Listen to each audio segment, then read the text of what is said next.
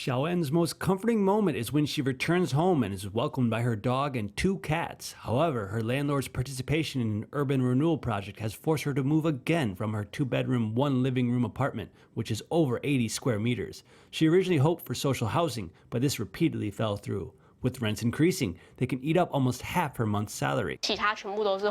Everyone is on the waiting list, maybe dozens or even hundreds, so I'll never get a turn. From what I can sense, the average rent in New Taipei City has probably gone up by over 5,000 NT. For apartments in better condition, not like those creepy dumps, it's probably at least 25,000 NT or more.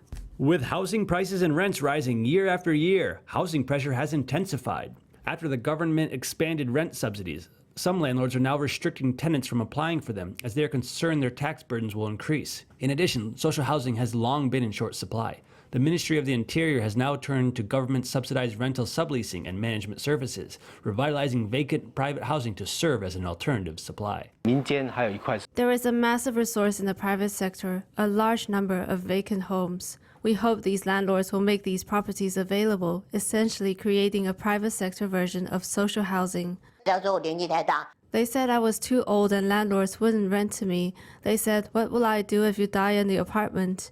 They refused me outright. Policies sound good, but they can't achieve anything. Although social housing subleasing and management regulations prioritize taking care of vulnerable groups, elderly people who live alone often face rejections from landlords due to concerns about health and income.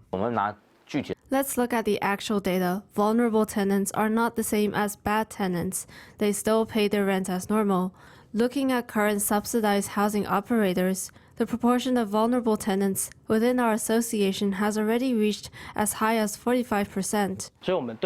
For the operators that provide leasing and management services, we will use our evaluation mechanism. While subletting and managing rental housing may not be able to replace government-built social housing, it is considered an important supplementary measure. However, how to ensure that vulnerable people can rent and live stably remains a policy challenge.